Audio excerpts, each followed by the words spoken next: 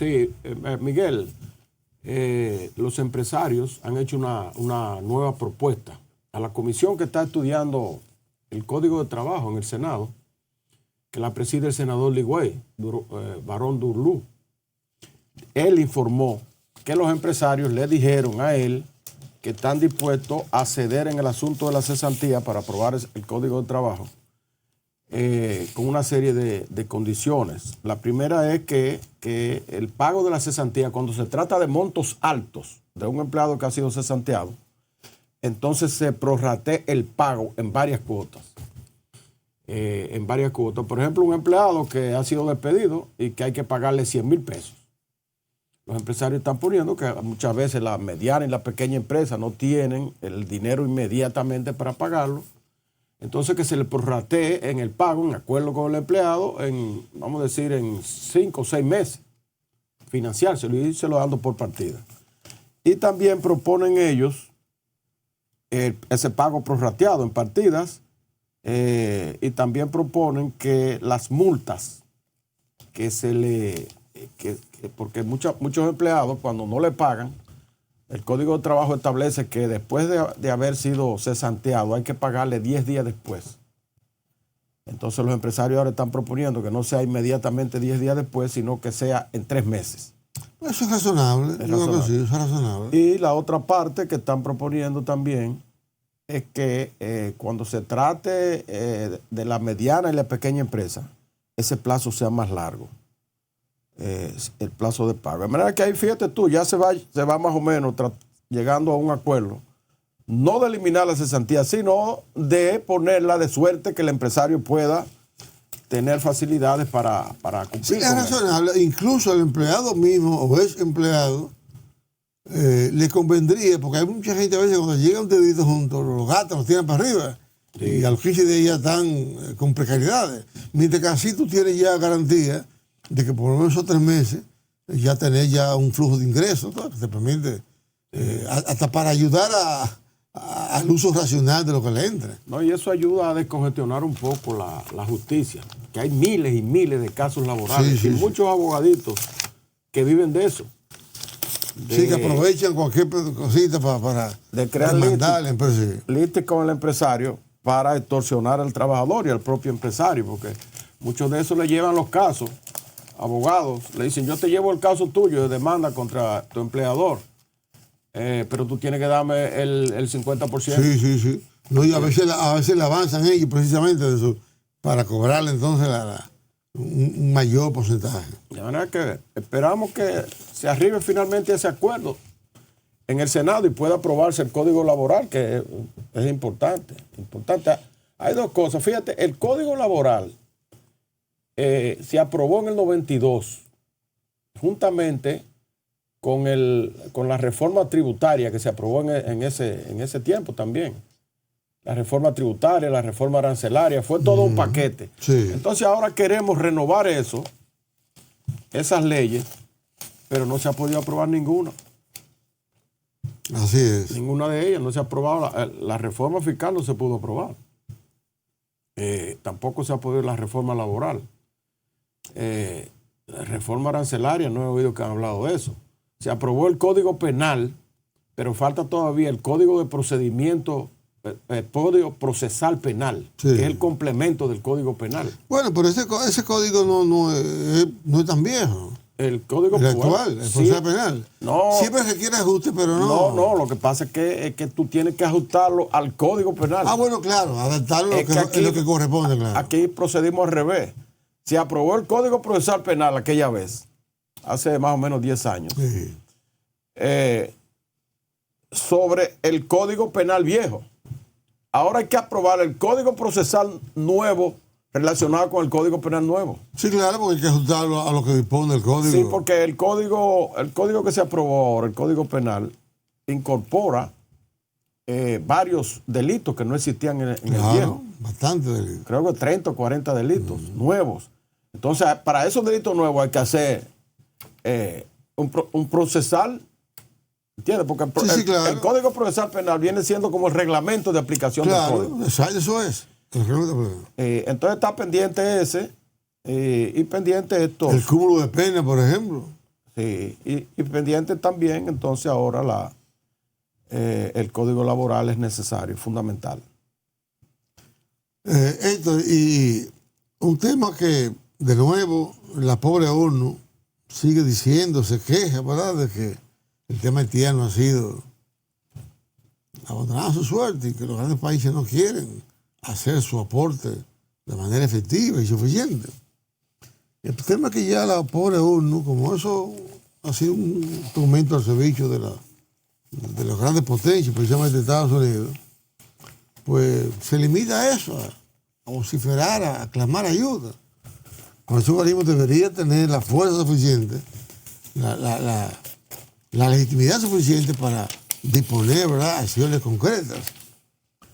Porque tú que conoces bien el tema haitiano, sabes que ese es la mayor tranca que tiene para mí el país para poder despegar hacia otro estadio de desarrollo. El tema haitiano sigue siendo y será una carga muy pesada hasta que no se tomen medidas ya al interior de Haití que puedan ir transformando ese país. Bueno, ahora el Estados Unidos, la delegación de Estados Unidos y la de Panamá propusieron en las Naciones Unidas un plan para exterminar las bandas. Fíjate que siempre la ONU había emitido una resolución estableciendo un programa de pacificación en Haití. Y de ahí es que sale la misión de Kenia, que está en Haití ahora mismo. Pero luego no le dieron los recursos necesarios. Solamente se ha entregado el 10% de lo que requieren ellos. Que ellos requieren, para combatir las bandas, según se ha expresado, 2.600 millones de dólares. Y apenas se le han entregado 120 millones de dólares.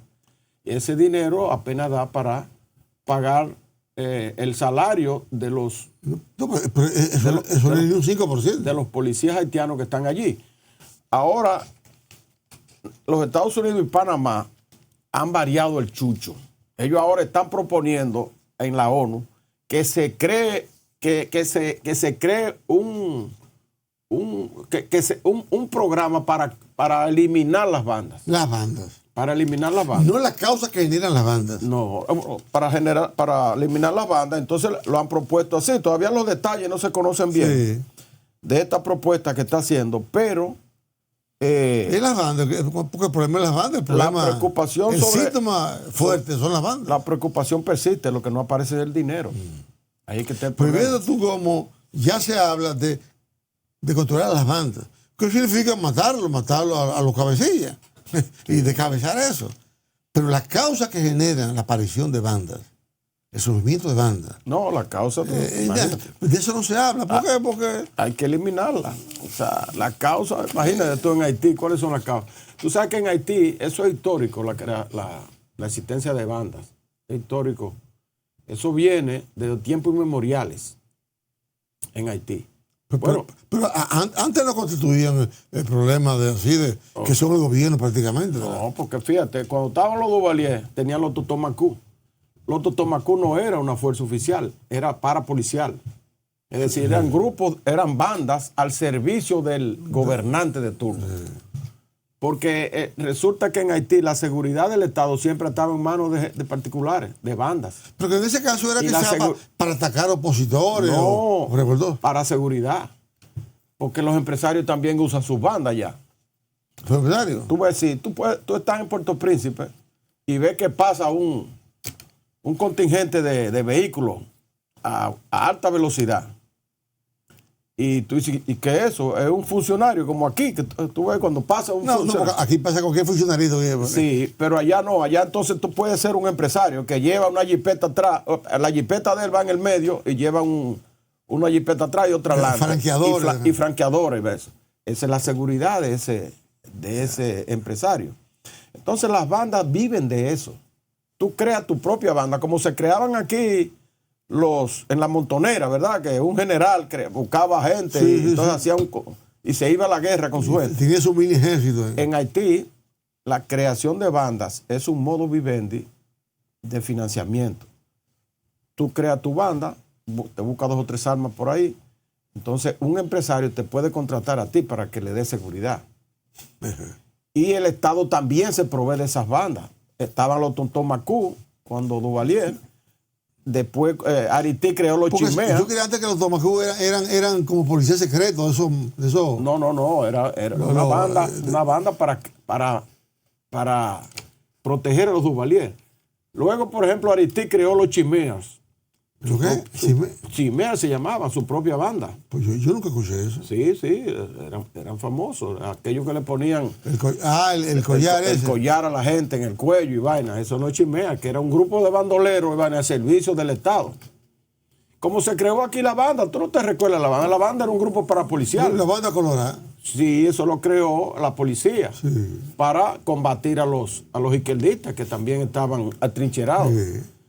Entonces, en Haití eso es más tradicional. Aquí eso fue una excepción. Aquí no hay tradición de eso. Y así, entonces, las bandas que se han creado ahora, después de Haití, que tenía su chimea, tumbaron a Haití, entonces vinieron ahora las bandas particulares, que se crean, como te digo, para ofrecerle protección a alguien que se lo solicite. Que son como empresas particulares de los dueños. Son como las empresas que existen de mercenarios. Sí, de mercenarios. Estados Unidos. Ahora mismo hay una empresa de mercenarios americana que está en Haití, que se ha encargado de la aduana de la frontera. Sí, lo hablamos estos días. A cambio de combatir las bandas. Es decir, es un país de bandas, entonces hay que eliminar esas bandas de cualquier manera para pacificar a Haití. Hasta que no se eliminen las bandas, no se pacifica. Y si no se pacifica, no puede haber más nada. Porque un país en caos. Ahora, ¿cuál es la razón, Héctor, de que Estados Unidos, con su poder, con su hegemonía, no haya podido controlar por lo menos ese tipo de cosas? Bueno, es que a Estados Unidos no le interesa a Haití. A Haití no le interesa a nadie. ¿Para qué tú te vas a echar ese problema encima? Eso no es responsabilidad. Eso no es responsabilidad de Estados Unidos. Bueno. Eso es responsabilidad de los organismos internacionales. De las Naciones Unidas, de la OEA. ¿Porque esos organismos lo controla Estados Unidos? No, la Naciones Unidas de Estados Unidos, no. Las Naciones Unidas tiene un Consejo de Seguridad que está controlado por las 3 potencias. Sí. Y cualquiera de ellas puede vetar una decisión. Ahí es que está el problema. Cada vez que Estados Unidos propone algo, China lo veta o lo veta Rusia. ¿Entiendes? O lo propone Rusia y lo veta entonces. Es decir, es un asunto de geopolítica, si le conviene o no a cada una de esas potencias. Entonces esos organismos se han vuelto inoperantes, eso es lo que está pasando. Y la OEA ya todo el mundo sabe que es inoperante, históricamente inoperante. Entonces a Haití no le interesa a nadie, ¿por qué? Porque Haití no tiene grandes recursos naturales. Intervenir en Haití es crearse un problema, crearse 12 millones. No hay una mina de oro que la manejan de que ¿qué va a haber? Mira, puede haber lo que sea, pero ¿y cómo tú lo explotas? Es un país en guerra permanente. ¿Cómo tú intervienes allí? ¿Qué empresa se va a ir a Haití a establecer? Porque lo primero que necesita un país es paz para que la inversión fluya. Sí. Si no hay paz, no hay nada. Entonces, nadie le interesa a Haití. Tú ves que Venezuela tiene un interés porque Venezuela tiene petróleo, es un país organizado. Tú allí, por ejemplo, ¿por qué Donald Trump permite la operación de Chevron en Venezuela? Chevron, a pesar de todos los bloqueos y la cosa. Que es una compañía americana. Claro. A pesar de los bloqueos, lo permite, ¿verdad? Porque hay petróleo. Y Chevron comercializa el 25% del petróleo venezolano. Ahora, en medio del bloqueo que tiene Estados Unidos en el Caribe, los barcos de Chevron entran y salen a Venezuela llevando petróleo para Estados Unidos. Eso está sin problema. Eso está aparte. No, ahí viene Chevron, déjale pasar. Los demás cierran la puerta ahí. Pero... Claro, porque es que es así, los intereses económicos son los que dominan el mundo. Hoy la geopolítica está dominada no por la ideología, sino por la economía. Ese pleito entre China y Estados Unidos es un pleito económico, no es un pleito ideológico. No, claro. ¿Entiendes? No es que en China es el comunismo y en Estados Unidos el capitalismo y están peleando. No, nada de eso. La geopolítica está dominada hoy por la economía. Y para dominar por la vía de la economía, entonces se crean los ejércitos, que es un asunto que, por ejemplo, Rusia tiene desventaja ahora en la geopolítica mundial con relación a China y Estados Unidos, porque Rusia tiene poderío militar que lo hereda de los tiempos de la Guerra Fría.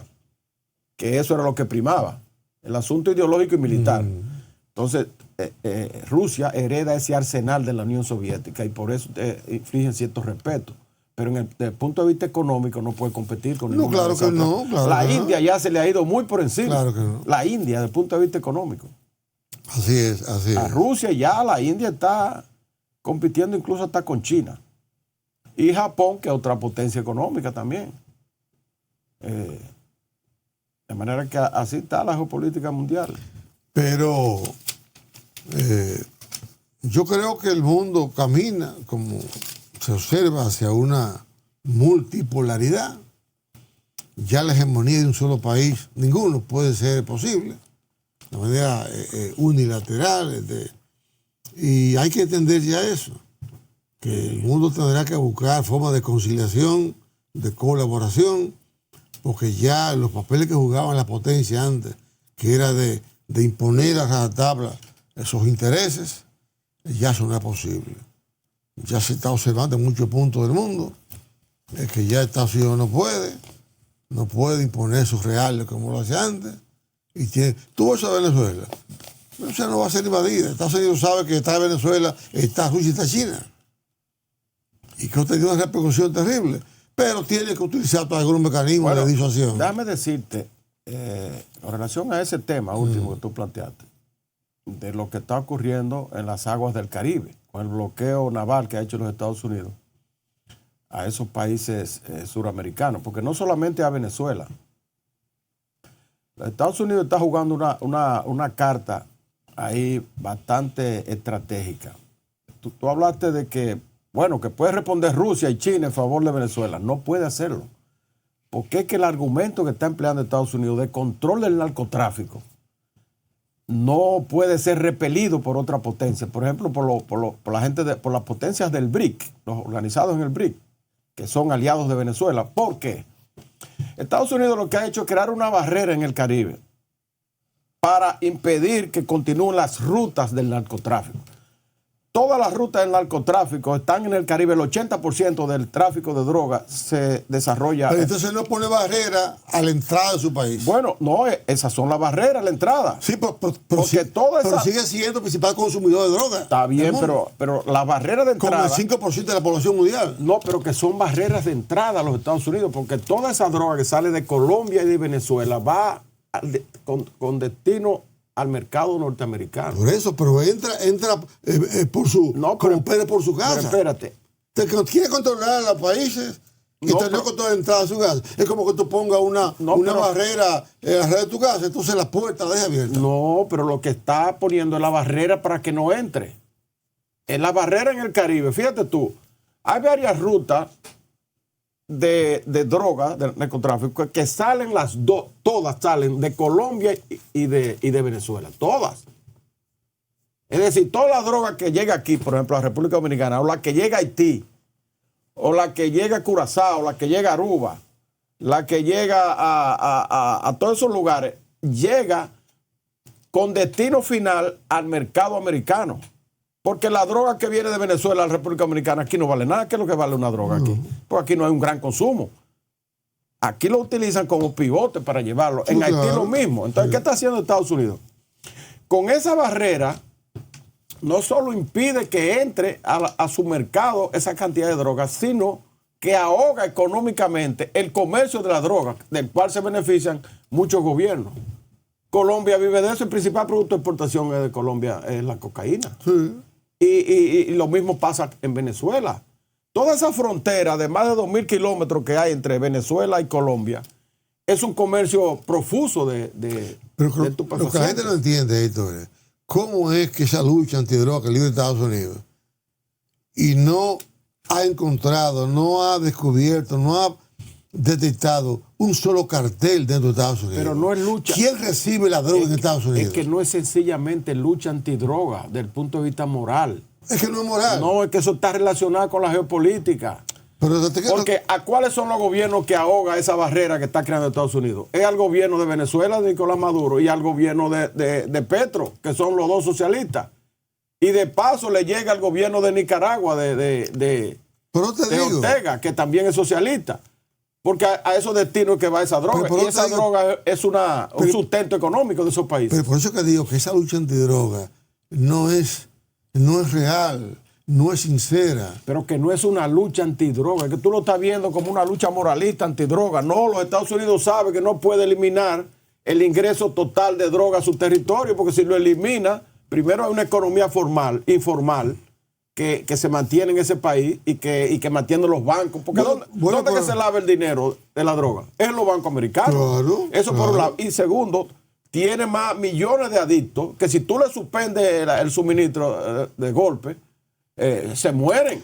Está bien, no, yo estoy de acuerdo. Entonces ellos no pueden controlar. Ahora, no es una lucha solo moralista, es una lucha mezclada de geopolítica también y de control económico. Ahora, ¿por qué las potencias no pueden responder a esa lucha? Por el asunto moral.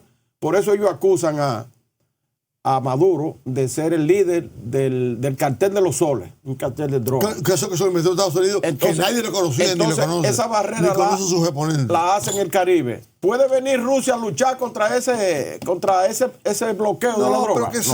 Pero que sabe que esa lucha, Héctor, es como el anticomunismo. Cuando se acabó ya la excusa del anticomunismo, se pasó a acusarte de terrorismo. Sí, pero eso no. Pero todo tiene el objetivo, como tú dices, de control geopolítico.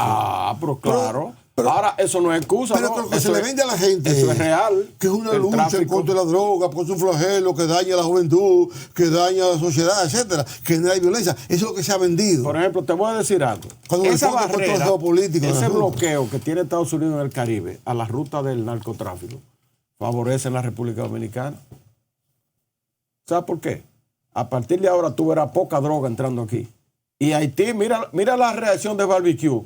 ¿Tú viste que Barbecue reaccionó dejando que la gente retorne a los barrios que ellos habían desalojado de Puerto Príncipe? Esa es una respuesta a ese bloqueo. Ya en Haití no está llegando droga después que comenzó el bloqueo ahí, porque bloquearon las principales rutas de la droga, que viene a estos países para de aquí ir a Estados Unidos. Entonces, aquí no va a llegar droga en estos días, ni va a llegar droga a Haití, ni va a llegar droga a Nicaragua, ni va a llegar droga a Curazao, ni va a llegar droga a Aruba. Entonces, eso va a tener sus efectos. Sus efectos vamos a ver. Nos va a favorecer a nosotros en ese aspecto. Sí, vamos a ver cómo esto se desarrolla, esa mascarada. El tiempo se acabó esto. Será hasta el lunes. Buen fin de semana para todos. Y el lunes, si Dios quiere, estamos por acá de nuevo. Hasta el lunes. ¿Cómo no? Buen resto del día.